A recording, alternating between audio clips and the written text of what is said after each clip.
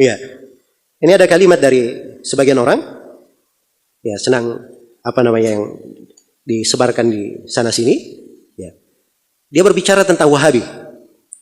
Ya, ditanya pendapatnya apa itu Wahabi. Maka dikatakan bahwa Wahabi katanya diambil dari kata Muhammad bin Abdul Wahab. Maka pengikutnya disebut Wahabi. Ya. Ini sudah memberikan opini ya, seperti itu.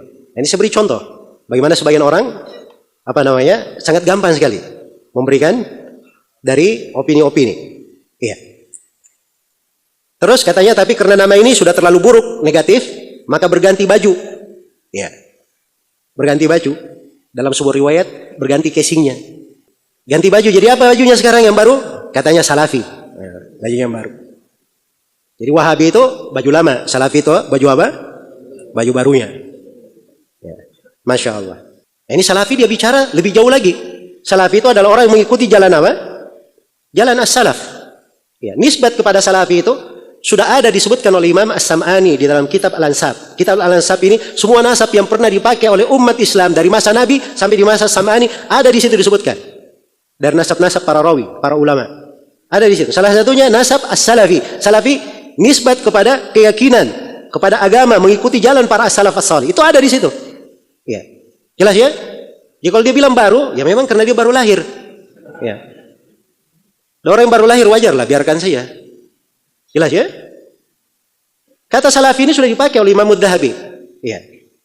Imam Ad-Dhahabi berkata tentang Ibnu Salah, Abu Amr Ibnu Salah, penulis kitab Ulumul Hadits. Ya.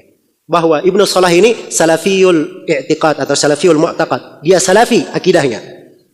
Tentang Imam Ad-Daruqutni, kata Ad-Dhahabi, kana salafiyan, dia adalah seorang yang salafi. Ya. Jadi lucu juga ya kalau Imam Ad-Daruqutni misalnya dikatakan Wahabi. Hah? Imam Al-Bukhari rahimahullahu taala dalam akidah yang dinukil oleh Al-Lalaka'i di Syarh Ushul I'tiqad Ahlussunnah wal Jamaah, beliau berkata, saya berjumpa lebih dari 1000 orang guru. Semua gurunya tidak ada silang pendapat dalam beberapa hal. Salah satunya adalah mengikuti jalannya para sahabat. Ya. Itulah jalannya para salaf. Jadi nukil kesepakatan tentang mengikuti jalannya siapa? Jalannya as-salaf. Ya. Kata Ibnu Qudamah rahimahullahu taala dalam Dammut Ta'wil. Ini semua orang di berbagai madhab menukil dari Ibnu Qudamah. Ya. Kalau Ibnu Qudamah berkata ulama sepakat begini, ulama sepakat begini, ulama sepakat begini dalam pembahasan fikih. Mereka terima. Kenapa? Karena Ibnu Qudamah ini dia hafal ucapan para ulama dari masa Nabi sampai ke masa dia. Ya. Jadi kalau Ibnu Qudamah berkata sepakat, orang apa? Orang dengar. Ini Ibnu Qudamah berkata di dalam kitabnya Dammut Ta'wil. Kata beliau, faqad thabata wujubut tiba'is salaf bil kitabi was sunnah wal ijma'.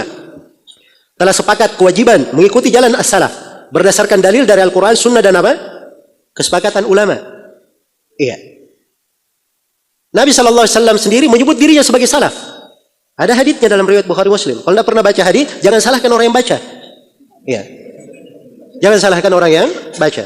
Saya sebut haditsnya dalam riwayat Bukhari Muslim dari hadits Aisyah. Kisahnya panjang. Iya. Ketika Nabi SAW duduk di tengah istrinya, lalu putrinya Fatimah datang. Iya. Kemudian Fatimah didudukkan di kanannya. Fatimah dibisiki oleh Nabi sebuah rahasia. Kemudian Fatimah menangis terseduh-seduh.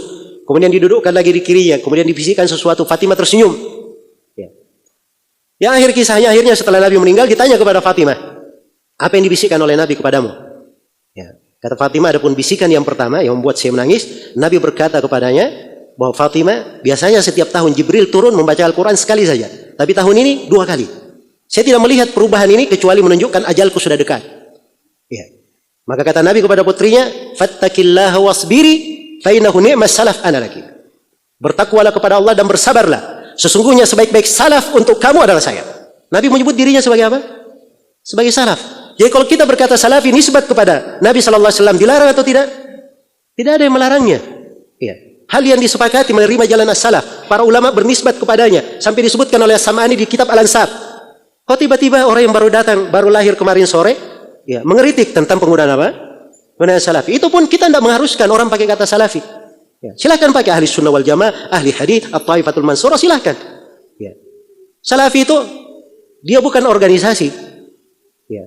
Dia bukan kaplingan sebagian orang. Ya. Salafi ini bukan cap yang stempel dan mereknya itu ya sudah dimiliki oleh sebuah perusahaan. Siapa yang berpegang dengan Al-Quran dan Sunnah mengikuti jalan Nabi SAW, itulah salafi namanya. Dia ahli sunnah wal jamaah. Apapun warga negaranya, bagaimanapun warna kulitnya, apapun bahasanya. Yang jelas dia berpegang dengan Al-Quran dan sunnah sesuai dengan jalan Nabi SAW dan para sahabat. Ya, para salaf, maka itulah yang disebut dengan nama apa? Dengan nama salafi. Ini jangan mengaburkan. Ya, jangan mengaburkan. Jelas ya? Kata salafi itu sudah dipakai dari dulu. Ya, ini mereka ingin kaburkan bahwa salafi ini pembahasan apa? Pembahasan baru. Ini baru muncul. Karena Wahabi katanya sudah negatif, sekarang ganti casing, ganti baju. Ya, ya, warna baru lagi namanya. Bajunya yang baru namanya apa? Salafi. Ya. Terus dia sebutkan di sini katanya ada salafi itu macam-macam, tapi ada juga salafi yang bagus katanya. Ya. Nah, ini katanya saya baca dari seorang salafi, tapi sama saya sangat baik. Ya, waktu dia datang di Masjid Al-Falah dulu, kita undang, dia lembut sekali katanya. Ya. Baik, ini ada salafi ya. Jadi kalau salafinya baik sama dia, berarti salafinya bagus ya. Baik. Ya, tulisannya nanti saya posting. Kritik untuk saudara-saudaraku sesama salafi. Nah, cari namanya nanti di internet, yaitu namanya Muhammad Abdullah Saleh Hadrami dari Malang. Ya. Bunyi kalimatnya kritik untuk saudaraku sesama salafi. Ya, ini saya bacakan sengaja ini ya, supaya kita lihat nafas-nafas orang yang menuduh takfiri kepada siapa? Kepada dakwah Syekh Muhammad bin Abdul Wahab. Katanya kita sering mendengar sebuah hadits yang sangat terkenal.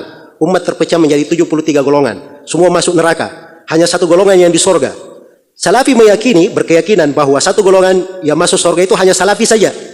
Yang lain masuk neraka. Ya Masya Allah ya. Menurut keyakinan salafi, Asy'ari masuk neraka, Maturidi masuk neraka, NU masuk neraka, Muhammadiyah masuk neraka, Habaib masuk neraka, Al-Irsyad masuk neraka, Persis masuk neraka, Jemaat Tabligh masuk neraka, Ikhwanul Muslimin masuk neraka. Kalimatnya lebih mengerikan lagi. Salafi yang tidak berkeyakinan seperti ini dikeluarkan dari salafi. Ya. Bukan dianggap salafi lagi. Ya. Artinya katanya kita pura-pura baik dan dakwah lemah lembut terhadap tokoh NU. Sementara kita berkeyakinan bahwa mereka masuk neraka. Bukankah itu namanya takiyah? Ya sama kita dengan Syiah katanya. Saya Muslim ahli sunnah wal jamaah salafi. Ini adalah pilihan saya. Ya. Semua umat Islam saudara saya. Dan saya tidak setuju dan tidak sependapat dengan keyakinan mereka masuk neraka. Saya mengajak teman-teman untuk berpikir kembali dan tidak terus-menerus berada di atas keyakinan seperti ini. Baik, ya dan seterusnya ya dari kalimat-kalimat ya. Saya pikir tidak terlalu penting kita baca. Jadi orang yang seperti ini dijadikan potret salafi. Ya. Jelas ya? Kalau ini bahasa lebih tepatnya, ini bukan salafi namanya, ini khawarij. Orang ini. Ya. Jadi dia kenalnya gemar mengkafirkan. Ya. Saya tantang orang ini mendatangkan satu kalimat saja dari para ulama as-salaf dari dahulu maupun belakangan yang menafsirkan seperti penafsiran dia, bahwa semua selain daripada satu golongan yang selamat semuanya pasti masuk neraka. Ya. Dari mana dia dapat seperti itu? Baca hadits saja, kalau dia baca hadits itu sudah keliru pemahamannya. Apa haditsnya? Haditsnya kan tentang perpecahan umat. Iya. Datang dalam banyak konteks riwayat. Salah satu riwayatnya Nabi bersabda, "Wasataftariqu ummati ala 73 firqah." Akan terpecah umatku menjadi 73 golongan. Kulluhum finnar illa wahidah. Semuanya dalam neraka kecuali satu. Ditanya kepada Nabi, "Man hum ya Rasulullah?" Siapakah mereka ya Rasulullah? Pertanyaannya siapa mereka? Ya. Perhatikan, pertanyaannya siapa mereka? Mereka itu apa? Orang atau sifat? Orang kan? Nabi ditanya orangnya siapa? Tapi Nabi tidak sebut orang. Nabi sebut sifat. Nah, itulah ciri ahli sunnah yang selamat. Sifat bukan orang. Siapa yang bersifat dengan itu, makanya dia ahli sunnah. Walaupun dia sendiri, dimanapun dia berada. Jelas ya?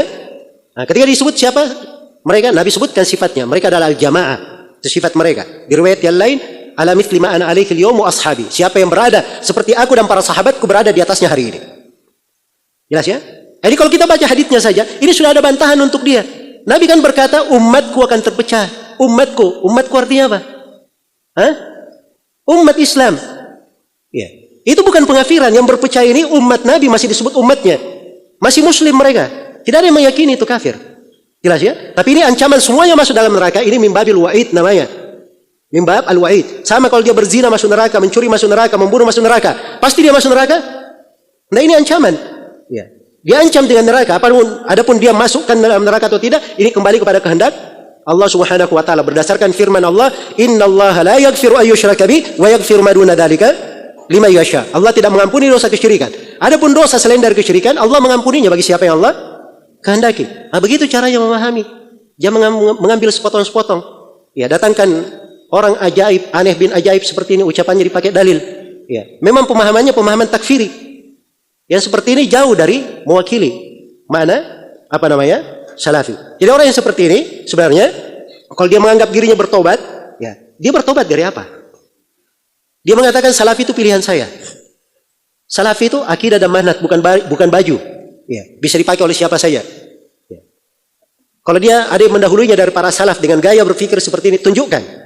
Apa dalilnya dari Al-Quran dan Sunnah? Siapa dari para ulama salaf yang mendahulunya? Siapa dari para ulama salaf yang mendahulunya?